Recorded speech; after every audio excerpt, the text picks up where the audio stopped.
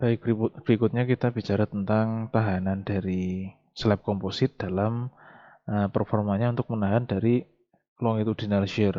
Jadi kalau masih ingat longitudinal shear ini di perkuliahan sebelumnya kita bahas, dia adalah gaya geser yang paling concern untuk ditahan oleh shear connector ya, waktu itu kita pernah membicarakan. Nah, kita masuk ke sini. Jadi untuk profil setting ya, atau kita bisa bilang bondek yang itu ada reliefnya, yang ada dimple-nya itu kan dia mengandalkan pada frictional interlock ya. Jadi gesekan dari dimple-nya itu tadi untuk menyalurkan longitudinal shear. Nah, itu sampai sekarang belum ada model hitungan ya yang bisa apa ya, yang bisa mendekati kebenaran gitu loh, yang bisa mendekati kebenaran sampai errornya kecil. Itu masih belum ada model yang bisa memberikan kepuasan di situ. Nah, ini dari British Standard dan Eurocode itu memberikan persamaan ini, di mana dia melibatkan dari eh, variabel yang kita sebut MK ini, MK variabel. Ini kita bisa dapatkan dari shear bond test yang waktu itu kita pernah bahas di perkuliahan kedua atau ketiga, saya lupa. Jadi kita pengetesan kekuatan shear konektor gitu kan. Nah, yang waktu itu hasilnya M dan K ini variabelnya itu masuk ke sini gitu. Di mana M dan K adalah konstanta dengan dimensi dari tegangan, kemudian ini didapatkan dari shear bond test ya, yang saya bilang tadi. Kemudian VL-nya ini vertical shear resistance. Ini yang kita bilang gaya geser yang bisa ditahan. Gaya geser vertikal yang bisa ditahan oleh slab selebar B gitu. Kan kita penghitungannya, kalau kita menghitung slab itu kan selebar B, B-nya di mana itu bisa kita bilang biasanya 1 meter itu tadi yang saya bilang di sebelumnya.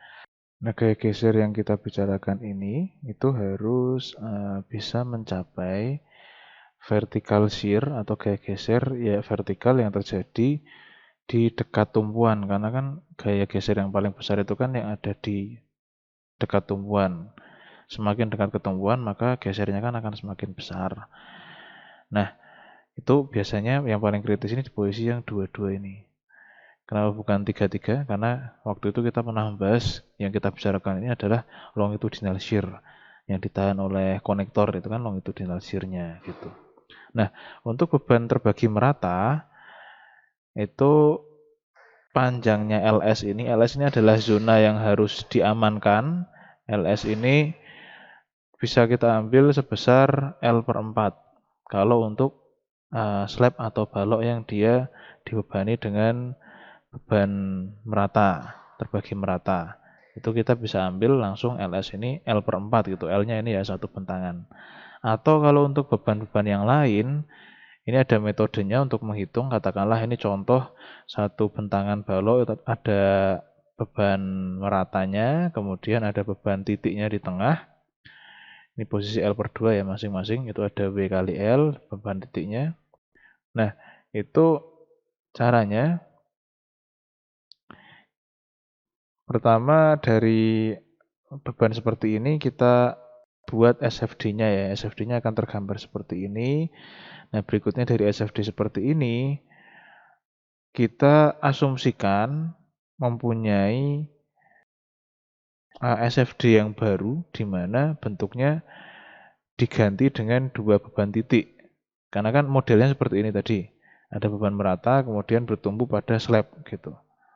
Nah, LS ini adalah titik yang paling kritis, daerah yang paling kritis itu di sini. Asumsinya gini ya, kalau kita punya satu slab dengan tumpuan sederhana seperti ini, kemudian kita memberikan beban dari atas dengan dua titik tumpuan ini, kan yang paling kritis kan daerah sini, ya kan, daerah yang LS ini gitu. Nah, ini sama halnya juga ketika bebannya bukan lagi hanya beban merata, tapi ada beban titiknya, itu kita asumsikan dengan kondisi yang sama seperti ini. Nah, yang perlu kita cari adalah LS ini sejauh apa gitu. Nah, ini metodenya seperti ini. Bikin SFD dulu, kemudian kita asumsikan mengganti beban yang ini tadi dengan dua beban titik, tetapi area SFD-nya ini sama dengan SFD yang asli gitu. Nah, kira-kira sebesar ini. Ujungnya akan sama, jadi tidak berubah ya. Kita hanya memendekkan dari trapesium menjadi persegi kan ini kumpulkan ke sini gitu. Nah, tadinya ujungnya itu WL, tetap tumpuannya tidak boleh berubah, reaksi tumpuan tetap WL. Nah, kemudian kita akan bisa mendapatkan posisinya ini kalau dicari ya, ini kan luas trapesium sama dengan persegi gitu kan. Trapesiumnya yang sisi sini WL, yang sisi sini WL per 2 gitu kan.